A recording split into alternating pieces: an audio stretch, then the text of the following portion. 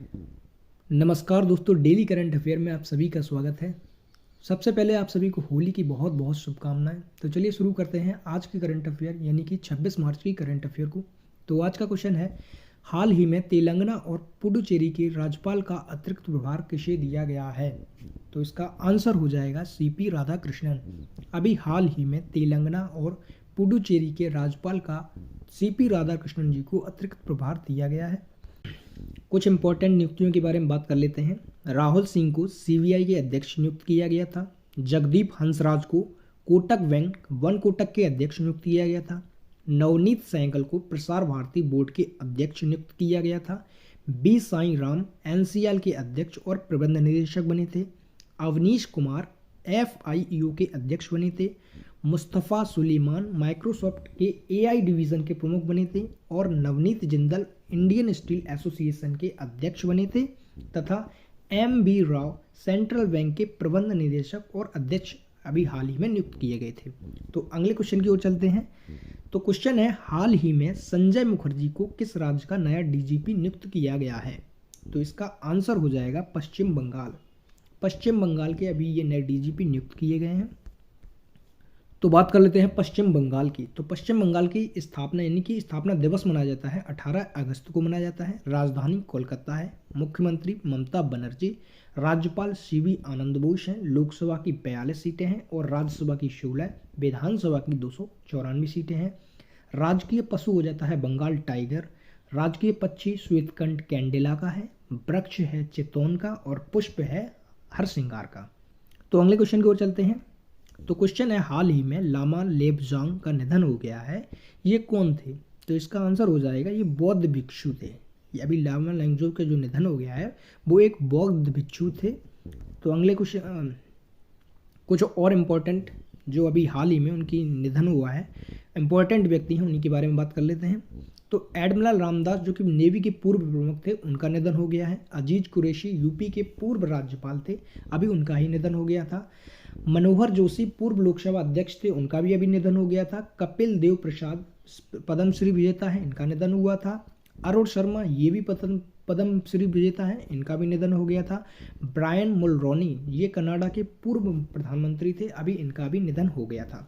तो अगले क्वेश्चन की ओर चलते हैं।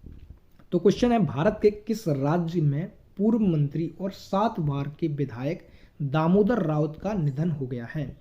तो इसका आंसर हो जाएगा उड़ीसा। अभी ये उड़ीसा के थे, 7 बार के विधायक थे, इनका भी निधन।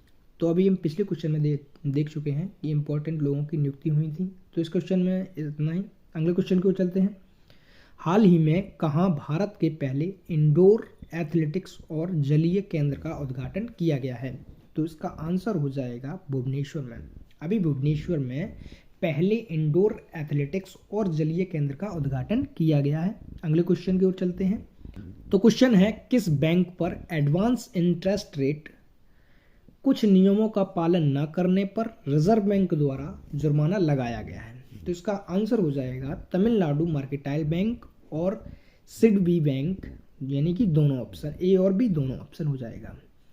अभी एडवांस रेट मतलब इंटरेस्ट कुछ ज़्यादा लेते थे ये बैंक, इसीलिए आरबीआई के द्वारा इन पर नियम वो लगाया गया है। ये बैंक कुछ ज़्यादा इंटरेस्ट रेट लेते थे, इसी के कारण आरबीआई के द्वारा इन पर जुर्माना लगाया गया है। अभी आरबीआई ने बैंक ऑफ इंडिया और बंधन बैंक पर भी इसी कारण से जुर्माना लगाया था। और तथा आरबीआई ने अभी आईआईएफएल फाइनेंस पर जो स्वर्ण लोन लिया जाता है उस पर भी रोक लगाया था। तो और अगले क्वेश्चन की बात करते हैं। भारत और यूरोपीय मुक्त व्यापार संघ के बीच ऐतिहासिक व्यापार समझौते के हिस्से के रूप में किस देश ने भारत में $1000 बिलियन का आधा निवेश करने का वादा किया है? तो इसका आंसर हो जाएगा नॉर्वे।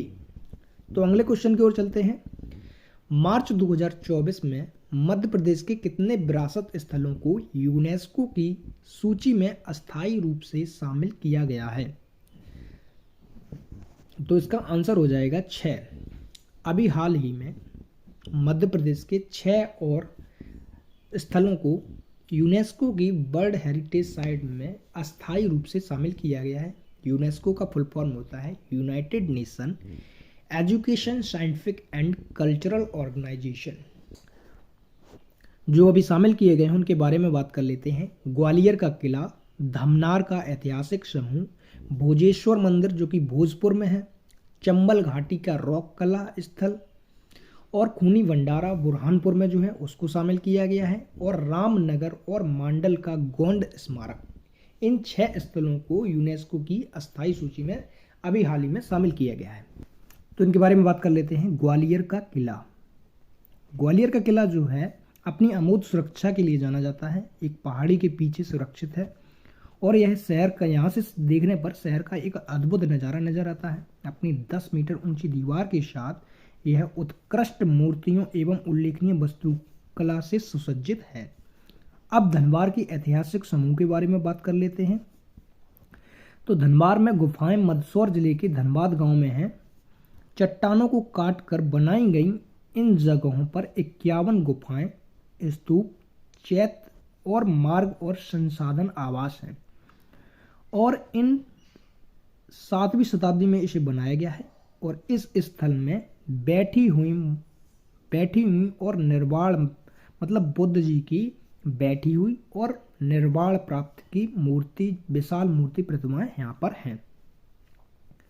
खूनी भंडारा के बारे में बात कर लेते हैं, जो कि बुरहानपुर में है। खूनी भंडारा अपनी इस तरह की अनोखी जल प्रपात प्रणाली के लिए खूनी भंडारा बुरहानपुर में स्थित है। मतलब इसका यह है कि खूनी भंडारा जो है वो अपनी एक अनोखी जल प्रणाली के बारे में जाना जाता है, जो 407 साल पहले तैयार किया गया था और अब भी संचालित है, और लोगों के द्वारा उपयोग भी इसे किया जा रहा है। इसका निर्माण 1615 ईस्वी में बुरहानपुर के शासक अब्दुल रहीम खानन खाना ने करवाया था।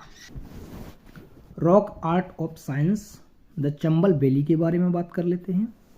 चंबल बेसिन और मध्य भारत में विभिन्न ऐतिहासिक कला और सभ्यताओं में से उत्पन्न रॉक कला स्थलों को दुनिया की सबसे बड़ी सघनता है। मध्य प्रदेश, राजस्थान और उत्तर प्रदेश में फैली ये स्थल प्राचीन मानव के निर्माण, सांस्कृतिक विकास की अंतर्दृष्टि प्रदान करता है।